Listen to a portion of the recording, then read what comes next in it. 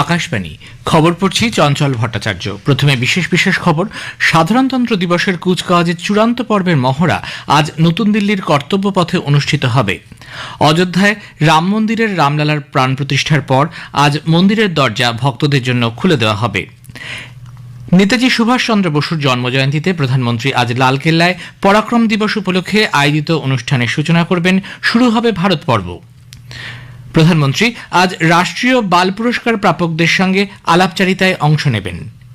কেন্দ্রীয় স্বরাষ্ট্রমন্ত্রী আজ গান্ধীনগরে জাতীয় ফরেন্সিক বিজ্ঞান বিশ্ববিদ্যালয়ের centre of excellence in digital forensic এবং ইন্টারন্যাশনাল কনফারেন্স অন বিহেভিয়ারাল ফরেন্সিকের উদ্বোধন করবেন। দিল্লিতে গতরাতে ভূমিকম্প অনুভূত হয়েছে। আসছি বিস্তারিত খবরে। সাধারণতন্ত্র দিবসের কুচকাওয়াজের চূড়ান্ত পর্বের মহড়া আজ নতুন দিল্লির কর্তব্য পথে অনুষ্ঠিত হবে। যান চলাচলে যাতে বিঘ্ন না ঘটে তার জন্য দিল্লি পুলিশ প্রয়োজনীয় ব্যবস্থা নিয়েছে। সকাল 10:30 বিজয় চক থেকে মহড়া শুরু হবে। কর্তব্যপথ, সি হেক্সাগন, নেতাজি সুভাষচন্দ্র বসুর প্রতিকৃতি এবং তিলক মার্গের পর মহড়া লালকেল্লায় শেষ হবে। মহড়া চলাকালীন কর্তব্যপথের বিজয় চকের ইন্ডিয়া গেট পর্যন্ত অংশে কোনো যান চলাচল করবে না। সকাল 9:30 থেকে বেলা 1টা পর্যন্ত জনসাধারণকে সংশ্লিষ্ট অঞ্চলের পরিবর্তে অন্য রাস্তা ব্যবহারের পরামর্শ দেওয়া হয়েছে। দিল্লির মেট্রো পরিষেবা বজায় থাকলেও সেন্ট্রাল সেক্রেটারিয়েট এবং উদ্যোগ ভবন স্টেশন দুটি বেলা 12টা পর্যন্ত বন্ধ থাকছে। সাধারণতন্ত্র দিবসের প্রাক্কালে রাষ্ট্রপতি দ্রৌপদী মুর্মু বৃহস্পতিবার 25শে জানুয়ারি জাতির উদ্দেশ্যে ভাষণ দেবেন। তাঁর এই ভাষণ সন্ধ্যে 7টা থেকে আকাশবাণীর সবকটি চ্যানেলে সরাসরি সম্প্রচারিত হবে। রাষ্ট্রপতির ভাষণের বাংলা অনুবাদ শোনা যাবে রাত 9:30টায় গীতাঞ্জলি FM গোল্ড ও মৈত্রী প্রচার তরঙ্গে। এর প্রেক্ষিতে আকাশবাণী কলকাতার সন্ধ্যে 7:35 বুলেটিনের সময় বদল করা হচ্ছে। তা শোনা যাবে 7:50 স্থানীয় সংবাদের পর রাত 8টায়। সাধারণতন্ত্র দিবসে পশ্চিমবঙ্গের রাজ্যপাল সিভি আনন্দ বোস রাজ্যবাসীর উদ্দেশ্যে ভাষণ দেবেন। সকাল 8:30 থেকে গীতাঞ্জলি FM গোল্ড এবং মৈত্রী প্রচার তরঙ্গে তা সম্প্রচারিত হবে। অযোধ্যায় রাম মন্দিরের রামলালার প্রাণ প্রতিষ্ঠার পর আজ মন্দিরের দরজা ভক্তদের জন্য খুলে দেওয়া হবে। গতকাল শুধুমাত্র আমন্ত্রিত সাধু এবং বিশিষ্ট ব্যক্তিরা দর্শন করেছেন। গত কয়েকদিন ধরে অযোধ্যা জুড়ে হাজার হাজার সাধু এবং ভক্তের অনুরণনে এক অভূতপূর্ব পরিবেশের সৃষ্টি হয়েছে। রামলালার প্রাণ প্রতিষ্ঠার ঐতিহাসিক মুহূর্তকে স্মরণীয় করে রাখতে শহর জুড়ে দীপোৎসব পালিত হয়। মাইসুরু স্থপতি অরুণ যোগীরাজ 51 ইঞ্চির রামলালাটি তৈরি করেছেন। মূল মন্দিরটি প্রথাগত নাগারা স্থাপত্যকে অনুসরণ করে নির্মিত হয়েছে। 380 ফুট লম্বা এবং 250 ফুট চওড়া এই মন্দিরের স্তম্ভগুলিতে হিন্দু দেবদেবীর ভাস্কর্য খোদিত হয়েছে। ভক্তরা যাতে বাধাহীনভাবে রামলালাকে দর্শন করতে পারেন তার জন্য সব রকমের ব্যবস্থা করা হয়েছে। প্রধানমন্ত্রী নরেন্দ্র মোদী অযোধ্যায় বহু প্রতীক্ষিত রাম মন্দিরের উদ্বোধন ও প্রাণলালার প্রাণ প্রতিষ্ঠাকে এক ঐতিহাসিক মুহূর্ত বলে অভিহিত করেন।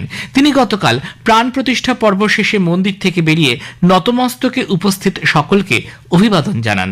তারপর সমবেত ভক্তদের উদ্দেশ্যে এক ভাষণে প্রধানমন্ত্রী বলেন, এই ঐতিহাসিক মুহূর্তে শুধুমাত্র রামলালার প্রাণ প্রতিষ্ঠাই নয়, মানবিক মূল্যবোধ ও আদর্শের প্রাণ প্রতিষ্ঠিত হয়েছে।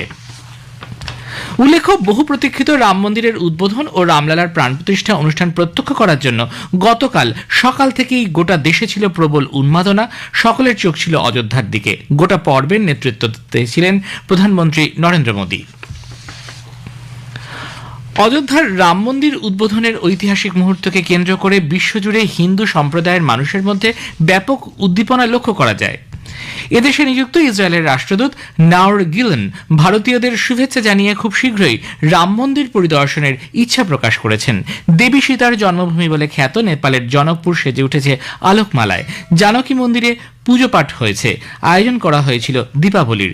শ্রীলঙ্কার কলম্বো, সীতা এলিয়া, জাফনা সহ বিভিন্ন জায়গায় বিশেষ পুজোর আয়োজন করা হয়। রামবোধ্যায় শ্রী ভক্ত হনুমান মন্দিরে শোভাযাত্রা এবং অন্নদান অনুষ্ঠানের মাধ্যমে উদযাপিত হয় দিনটি। নিউ ইয়র্কে প্রবাসী ভারতীয়রা টাইম স্কোয়ারে ভগবান রামের ছবি আলো দিয়ে সাজিয়েছেন। দেশের সাংস্কৃতিক ঐতিহ্য উদযাপনে হয়েছে রাম ভজন। মার্কিন যুক্তরাষ্ট্রের ওভারসিজ ফ্রেন্ডস অফ রাম মন্দিরের সদস্যরা গতকাল সেখানে লাড্ডু বিতরণ করেন। নিউ জার্সির ওম শ্রী সাই বালাজি মন্দির ও সংস্কৃতি কেন্দ্রে হনুমানজির 25 ফুটের মূর্তি আনা হয়। লন্ডনে ব্রহ্মশ্রী মিশন আশ্রমে পুজোপাঠ ও প্রার্থনার আয়োজন করা হয়। অযোধ্যা থেকে ব্রিটেনে মঙ্গল কলস পৌঁছায়। রামলালার প্রাণ প্রতিষ্ঠার পবিত্র মুহূর্তে প্রধানমন্ত্রী সূর্যোদয় যোজনার ঘোষণা করেন। এক্স হ্যান্ডেলে শেয়ার করা এক বার্তায় শ্রী মোদী বলেন, এই প্রকল্পের অধীনে 1 কোটি বাড়িতে সৌরশক্তি চালিত বিদ্যুৎ সংযোগ স্থাপনের লক্ষ্যমাত্রা নির্ধারণ করা হয়েছে। আরাধনা নামে আকাশবাণী একটি নতুন চ্যানেলের সূচনা হয়েছে। ইউটিউব এবং নিউজ অন এআইআর অ্যাপে আকাশবাণী আরাধনা নামের এই চ্যানেলটি শ্রোতারা শুনতে পাবেন। আকাশবাণীর প্রিন্সিপাল ডিজি বসুধা গুপ্তা জানান, এই চ্যানেলে ভারতীয় সভ্যতা ও সংস্কৃতির মূল ভাবধারা এবং বসুধৈব কুটুম্বকমের চেতনা প্রতিফলিত হবে। নেতাজি সুভাষচন্দ্র বসুর জন্মজয়ন্তী উপলক্ষে প্রধানমন্ত্রী আগামীকাল দিল্লির লালকেল্লার নেতাজি সুভাষচন্দ্র বসুর জন্মজয়ন্তী উপলক্ষে প্রধানমন্ত্রী নরেন্দ্র মোদী আজ দিল্লির লালকেল্লায় পরাক্রম দিবসের অনুষ্ঠানের সূচনা করবেন। এই অনুষ্ঠানে ভারতের বৈচিত্র্যপূর্ণ সাংস্কৃতিক ঐতিহ্য এবং ঐতিহাসিক পটভূমি তুলে ধরা হবে। অনুষ্ঠানে প্রধানমন্ত্রী ডিজিটাল পদ্ধতিতে পর্যটন মন্ত্রক আয়োজিত ভারত পর্বের সূচনা করবেন।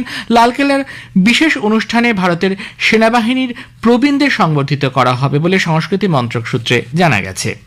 আকাশবাণী পরাক্রম দিবসের সরাসরি সম্প্রচার করবে, শোনা যাবে সন্ধ্যে 6টা থেকে সঞ্চয়িতা প্রচার তরঙ্গে। উল্লেখ্য, নেতাজির জন্মদিনে তাঁর প্রতি শ্রদ্ধা জানাতে 2021 সাল থেকে এই পরাক্রম দিবস উদযাপন করা হচ্ছে। রাষ্ট্রপতি দ্রৌপদী মুর্মু গতকাল নতুন দিল্লির বিজ্ঞান ভবনে বিভিন্ন ক্ষেত্রে অসামান্য সাফল্যের 19টি শিশুকে প্রধানমন্ত্রী রাষ্ট্রীয় বাল পুরস্কার প্রদান করেন।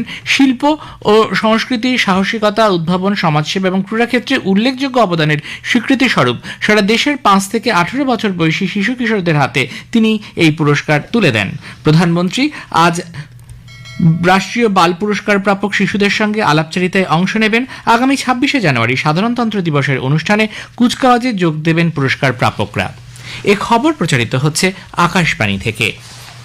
কেন্দ্রীয় স্বরাষ্ট্র ও সমবায় মন্ত্রী অমিত শাহ আজ গুজরাটের গান্ধীনগরে জাতীয় ফরেন্সিক বিজ্ঞান বিশ্ববিদ্যালয়ের centre of excellence in digital forensic ও ইন্টারন্যাশনাল কনফারেন্স অন বিহেভিয়ারাল ফরেন্সিক্সের উদ্বোধন করবেন। কেন্দ্রীয় স্বরাষ্ট্র সচিব অজয় ভাল্লা, জাতীয় মানবাধিকার কমিশনের চেয়ারম্যান বিচারপতি অরুণ কুমার মিশ্র, গুজরাটের আইন ও বিচারমন্ত্রী ঋষিকেশ প্যাটেল এই অনুষ্ঠানে উপস্থিত থাকবেন। গুজরাট সফররত শ্রী শাহ ভাবনগর ও আহমেদাবাদের বিভিন্ন অনুষ্ঠানে যোগ দেবেন। অত্যাধুনিক centre of excellence in digital ফরেন্সিকের সাম্প্রতিক সময়ে বিভিন্ন যন্ত্রপাতি ও পরিকাঠামো রয়েছে। প্রযুক্তির অপব্যবহারের মাধ্যমে এবং সাইবার সংক্রান্ত অপরাধের তদন্তে এই কেন্দ্র তদন্তকারী আধিকারিকদের প্রভূত সাহায্য করবে। আজ থেকে শুরু হওয়া বিহেভিয়ারাল ফরেন্সিক নিয়ে 3 দিনব্যাপী সম্মেলনের আয়োজন যৌথভাবে করেছে জাতীয় মানবাধিকার কমিশন, জাতীয় মহিলা কমিশন, গুজরাটের মানবাধিকার কমিশন ও জাতীয় শিশু অধিকার সুরক্ষা কমিশন। সারা দেশ থেকে বিচারক, আইনি ও পুলিশি আধিকারিক, অপরাধ বিশেষজ্ঞ সহ প্রায় 600 জন প্রতিনিধি এই সম্মেলনে যোগ দেবেন। দিল্লিতে গতরাতে ভূমিকম্প অনুভূত হয়েছে। চীনের দক্ষিণে সিংজিয়ানে 7.2 মাত্রার ভূমিকম্পের ফলে জাতীয় রাজধানী অঞ্চল এবং পাঞ্জাবে এই ভূকম্পন।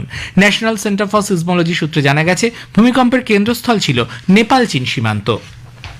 রাষ্ট্রসংঘ জানিয়েছে, অবিবাহিত মহিলা ও পুরুষ সঙ্গী ছাড়া নারীদের কর্মক্ষেত্রে স্বাস্থ্য পরিষেবা গ্রহণ এবং ভ্রমণের ক্ষেত্রে বিভিন্ন রকমের বাধা নিষেধ জারি করেছে আফগানিস্তানের তালিবান প্রশাসন। এ সংক্রান্ত এক প্রতিবেদনে বলা হয়েছে, পুরুষ অভিভাবক ছাড়া আফগান মহিলাদের বিরুদ্ধে কড়া পদক্ষেপ নিচ্ছে তালিবান প্রশাসকরা। কানাডা সেদেশে পড়তে আসা ছাত্রছাত্রীদের জন্য 2 বছরের মেয়াদে বিধিনিষেধ আরোপ করেছে। সেদেশের আবাসন সমস্যার সমাধানের জন্য স্নাতকোত্তর স্তরে পাঠরত কিছু ছাত্রছাত্রীকে কাজের অনুমতি দেওয়া হবে না। অভিবাসন মন্ত্রক সূত্রে বলা হয়েছে, এবছর 3,60,000 বিদেশি ছাত্রছাত্রীকে পঠন পাঠনের অনুমতি দেওয়া হবে, যা গত বছরের তুলনায় 35% কম।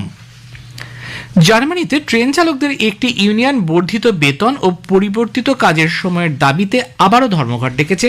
রেল চালকদের সংগঠন German train drivers union GDL জানিয়েছে, 6 দিন ব্যাপী এই ধর্মঘটের ফলে রাষ্ট্র নিয়ন্ত্রিত জার্মান রেল ডয়েচে বাহন যাত্রী পরিবহন ব্যবস্থাপনায় প্রভাবিত হবে। এর আগে এ মাসের 3 দিনের এবং গত বছর 24 ঘন্টার 2টি সতর্কতা ধর্মঘট করেছিল এই ইউনিয়ন। অস্ট্রেলিয়ান ওপেন টেনিসে পুরুষদের ডাবলসের কোয়ার্টার ফাইনালে উঠেছেন ভারতের রোহন বোপান্না ও অস্ট্রেলিয়ার ম্যাথু এবডেন জুটি।